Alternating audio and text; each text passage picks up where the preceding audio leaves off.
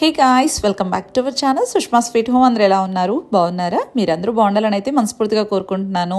And ఈ మధ్య అయితే వ్లాగ్స్ చాలా లేట్గా పోస్ట్ చేస్తున్నాను కదా. ఈ మధ్యన ఎందుకు లేట్ అయ్యాయి అని చెప్పేసి నన్ను అడుగుతున్నారు. ఏమో కొన్ని రీజన్స్ వల్ల అయితే లేట్ అయిపోయిందిలేండి. అనంతపూర్ నుంచి విజయవాడకు వచ్చిన దగ్గర నుంచి అసలు ఏమీ వ్లాగ్స్ అయితే షూట్ చేయలేదు కదా. ఇదైతే ఫస్ట్ వ్లాగ్ అనమాట. సో ఇంకేమాత్రం ఆలస్యం లేకుండా వ్లాగ్ అయితే వచ్చేసేయండి. ఇంక ఇవాళ వ్లాగ్ వచ్చేసి జస్ట్ ర్యాండమ్ అనమాట. ర్యాండమ్ వ్లాగ్ అయితే పోస్ట్ చేస్తున్నాను.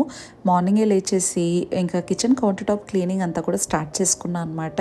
ఏంటంటే స్టవ్ పక్కన ఉన్నవన్నీ కూడా గ్రీజీగా మారిపోయాయి.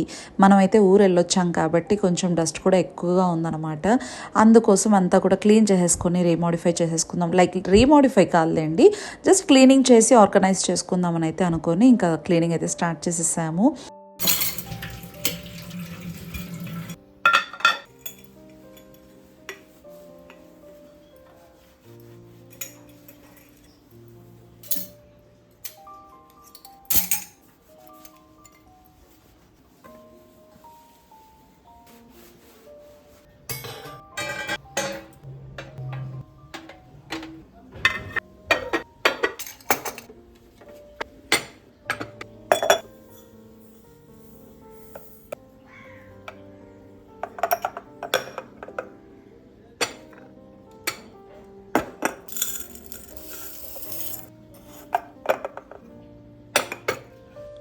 ఇంకా గ్యాస్ స్టవ్ అంతా కూడా క్లీన్ చేసుకుందామని చెప్పేసి స్టార్ట్ చేశాను. చాలామంది ఏంటంటే ఈ గ్యాస్ స్టవ్ క్లీనింగ్ మీరు ఎలా చేసుకుంటారు అని అడిగారు కదా. నేను మంత్లీ వన్స్ కానీ అలా నేను డీప్ క్లీన్ చేసుకుంటాను, అంటే వాటర్ అంతా కూడా వేసి క్లీన్ చేయడం. బట్ కానీ జస్ట్ రెగ్యులర్గా డీప్ క్లీనింగ్ అంటే మాత్రం ఇలానే చేస్తూ ఉంటానండి. స్క్రబ్ పెట్టేసి క్లీన్ చేస్తూ ఉంటాను, మిస్టర్ మజిల్ స్ప్రే చేసి. ఏదైనా సరే డిష్ వాషర్ కానీ అలాంటివి ఏవైనా సరే స్ప్రే చేసి క్లీన్ చేసుకోవచ్చు అనమాట. నేనైతే ఇలా చేసుకుంటాను అంతే.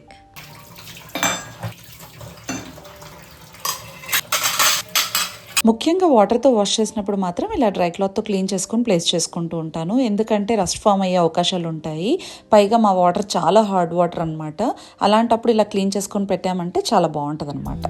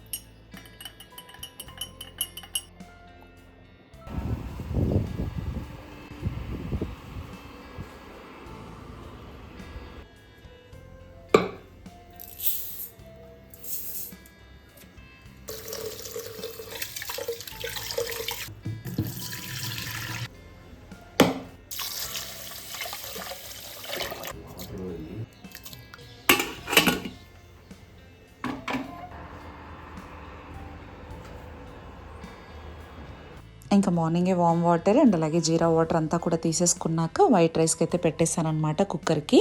ఇంకా వైట్ రైస్తో ఇలా లెమన్ రైస్ అయితే ప్రిపేర్ చేసేసుకున్నాము బ్రేక్ఫాస్ట్ కోసం అనమాట. లెమన్ రైస్కి కాంబినేషన్గా డెఫినెట్గా పల్లి పౌడర్ అయితే వేసుకుంటూ ఉంటాము. మేమైతే పల్లి పౌడర్ లేనిది ఉండలేము అనమాట.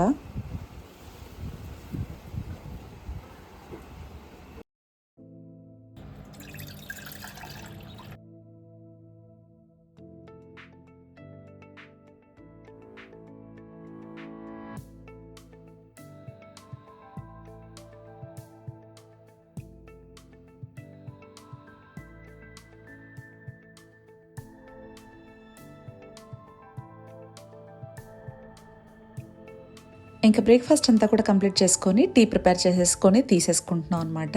ఇంకా టీ అంతా కూడా తాగేశాక కంఫర్టర్స్ ఉన్నాయి కదా, అవన్నీ కూడా వాష్ చేద్దామని చెప్పేసి వాషింగ్ మిషన్కి వేస్తున్నా.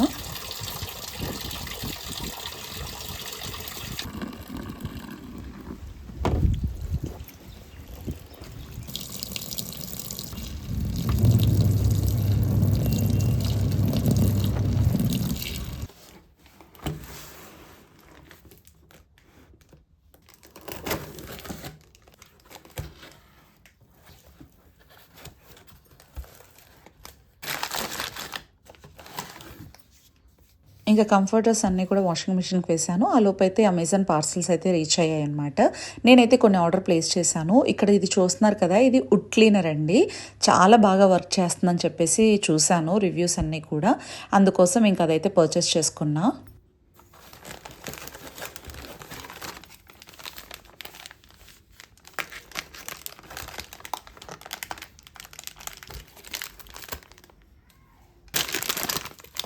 ఇంక ఇవైతే మైక్రోఫైబర్ క్లాత్స్ అండి. క్లీనింగ్ పర్పస్ కోసం తీసుకున్నాను. ప్యాక్ ఆఫ్ 4 కలర్స్ అయితే ఉంటాయన్నమాట. మల్టీపర్పస్ మనం యూస్ చేసుకోవచ్చు ఏదైనా సరే. మైక్రోఫైబర్ క్లాత్స్ అంటే ఇంకా తెలుసు కదా, చాలా బాగుంటాయి క్లీనింగ్ అంతా కూడా. వాటర్ని బాగా అబ్జర్వ్ చేసుకుంటాయని చెప్పేసి తీసుకున్నాను. ఇంక ఇవైతే biotic honey gel face wash అయితే ఆర్డర్ ప్లేస్ చేశాను. నేను యూస్ చేసే ఫేస్ వాష్ ఇదే అనమాట. ఇదైతే నా స్కిన్ టోన్కి బాగా సెట్ అయింది.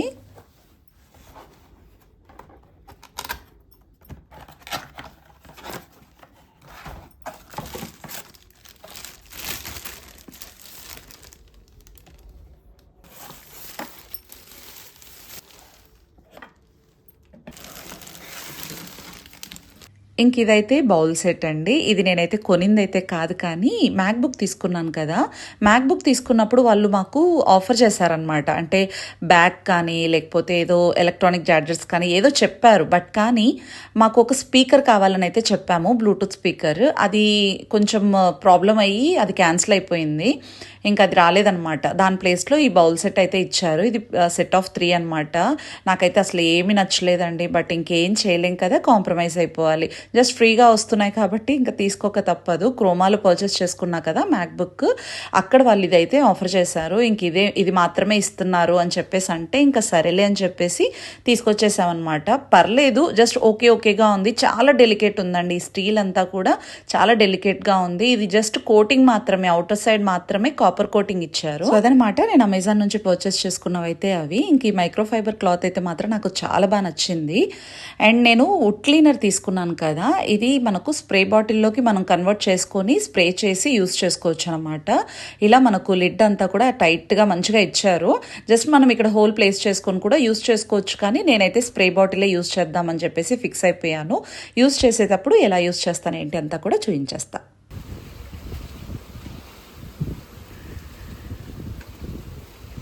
ఇంకా ఆఫ్టర్నూన్ లంచ్కి చికెన్ తీసుకొచ్చారు హస్బెండ్. చికెన్ అయితే చేస్తున్నాను అనమాట. చాలా సింపుల్గా చేస్తాను. అండ్ ఈ రెసిపీ అయితే మాత్రం బోలెడన్ని సార్లు చేస్తున్నాను ఆల్రెడీ. బట్ కానీ ఎవరైనా కొత్త వాళ్ళు చూస్తున్నట్టయితే అర్థం అవ్వాలి కాబట్టి చెప్తాను. ముందుగా కుక్కర్ తీసుకొని అందులో ఆయిల్ వేసేసుకొని అందులో మనం అల్లం వెల్లుల్లి పేస్ట్ 2 టేబుల్ స్పూన్స్ దాకా వేసుకొని మంచిగా ఫ్రై అయిపోయాక చికెన్ ముక్కలు యాడ్ చేసుకొని ఉప్పు పసుపు వేసేసి ఇంకా వాటర్ వేసి లిడ్ పెట్టేసి జస్ట్ 1 విజిల్ వస్తే చాలండి. నేను అక్కడ 2 విజిల్స్ పెట్టున్నాను. బాగా మ్యాష్ అయిపోయినాయి ముక్కలన్నీ కూడా. ఇంక ఇక్కడ మరో కడాయిలో ఆయిల్ వేసేసుకొని బిర్యానీ ఆకు, చెక్క, లవంగ, ఇలాచి వేసేసుకొని అవి ఫ్రై అయిపోయాక ఆనియన్స్, పచ్చిమిర్చి వేసేసుకొని కొంచెం చిటికెడంత సాల్ట్ వేసుకుంటే ఆనియన్స్ మగ్గిపోతాయి కాబట్టి వేసాను అంతే. అది కూడా మగ్గిపోయాక కరివేపాకు అండ్ అలాగే టమాటోస్ వేసుకొని టమాటోస్ బాగా మ్యాష్ అయిపోయేలాగా మనము కుక్ చేసుకోవాలి. అవి బాగా కుక్ అయిపోయాక కారం, పసుపు, ధనియా పౌడర్, జీరా పౌడర్ వేసేసుకొని కొంచెం వాటర్ అలా స్ప్రింకిల్ చేసి మిక్స్ చేసేసుకొని మూత పెట్టేసుకోవాలన్నమాట.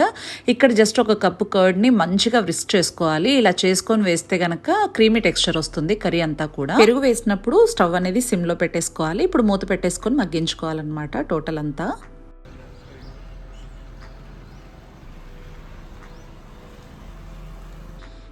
ఇంక ఇక్కడ 2 to 3 మినిట్స్ అయ్యాక చూస్తున్నారు కదా, మంచిగా ఆయిల్ ఫ్లోట్ అవుతుంది.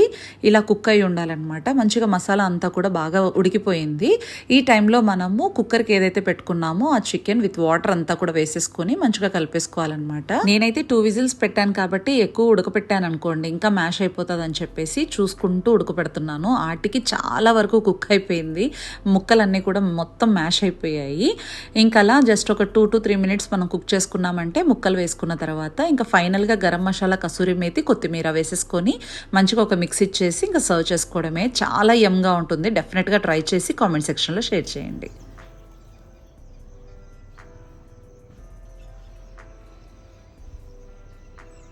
ఇంక ఇక్కడ చికెన్కి కాంబినేషన్గా చపాతీ ప్రిపేర్ చేద్దామని చెప్పేసి డో అంతా కూడా ప్రిపేర్ చేసి ఆల్రెడీ సోక్ చేసి పెట్టున్నాను. మంచిగా నానిపోయింది చపాతీ పిండి అంతా కూడా. ఈ చపాతీలు ఏంటంటే ఒక్కొక్కసారి ఒక్కోలా చేస్తాను. మంచిగా బాగా సాఫ్ట్గా రావాలంటే కనుక బనానా యాడ్ చేయండి, డెఫినెట్గా సూపర్ సాఫ్ట్ వస్తుంది, చాలా బాగా వస్తుంది అండ్ ఫ్లేవర్ కూడా చాలా బాగుంటుంది. ఎవరైనా ట్రై చేయకపోతే డెఫినెట్గా ట్రై చేయండి. పెద్ద బనానా ఉందనుకోండి, జస్ట్ హాఫ్ వేయండి అంతే. ఒక 3 cups ఆఫ్ ఆటాకి జస్ట్ హాఫ్ బనానా వేసామంటే పర్ఫెక్ట్గా సరిపోతుంది. అండ్ అలాగే చపాతీలు తిక్కేటప్పుడే మనం కొంచెం ఆయిల్ అనేది అప్లై చేసి మడత పెట్టేసి ఇలా తిక్కేసి వేయించుకున్నామంటే చాలా బాగా సాఫ్ట్గా వస్తాయి. డెఫినెట్గా ట్రై చేయండి.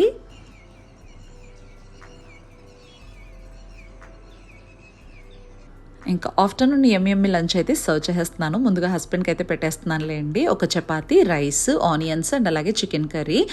చాలా బాగా కుదిరింది, కానీ జస్ట్ ముక్కలన్నీ కూడా కొంచెం బాగా మ్యాష్ అయిపోయాయి. అదొక్కటే ప్రాబ్లం. జస్ట్ 1 విజిల్ పెట్టామంటే చాలా బాగా వస్తుంది. నేనైతే 2 పెట్టేశాను పనిలో పడేసి. సో అదండి, ఇవాళకైతే ఈ వ్లాగ్ ఎండ్ చేసేస్తున్నాను. ఈ వ్లాగ్ కనుక మీకు నచ్చినట్లయితే like, share and subscribe. Thanks for watching. See you soon. Take care. Bye.